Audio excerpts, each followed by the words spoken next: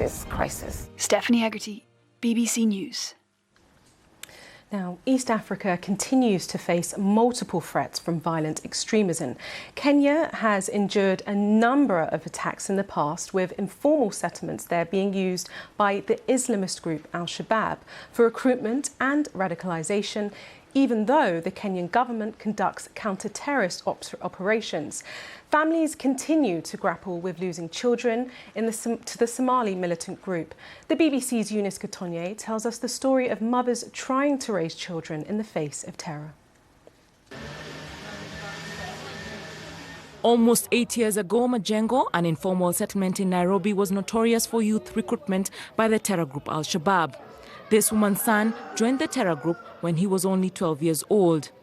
Out of desperation for his return, she appealed to the media for information. Then one fateful day, just a year after her son had left for Somalia, she received the call she had been dreading. Simu ikapigwa. The caller informed me that there was an attack in Mogadishu and that my son was the suicide bomber. I felt so bad. I lost hope. I was so sad. But then you couldn't mourn or even cry if you lost your child in Somalia. You would have been arrested. I had to keep it a secret. I told no one. She's not alone. These women have also lost their sons to the Islamist terror group. The majority of them are single mothers. Most of the children were lured to think they would get jobs to assist their struggling families. Left to grapple with the effects of violent extremism in the community, they have formed a support group, a safe space to share their experiences.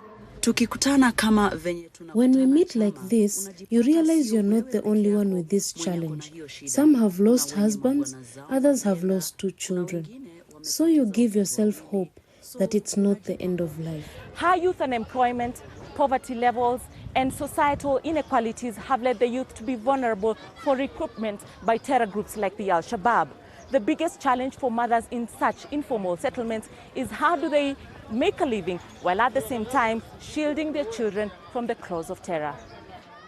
The 2020 United Nations General Secretary Report on Children and Armed Conflicts states that close to 1,200 children, some as young as 8 years, were verified to have been recruited by the Al-Shabaab terror group. Good morning once again. This is Kija TV and Radio, and I am 20-year-old Dan Shirima grew up witnessing his friends go missing. Seeing the community was not addressing the issue, he built this makeshift studio. Here, the youth discuss issues affecting the community. There's also a library, which has become a safe space where teenagers can spend their time while their mothers are at work. It is very sad every time we're seeing our friends. It isn't even their time maybe to die, but because of crime, because of violent extremism, because of all these things, we've lost them in a manner that we don't even know how we can say. Even as the East African country continues to battle violent extremism, these mothers are often fighting a silent battle out of fear of stigmatization. Eunice Gatonye, BBC News, Nairobi.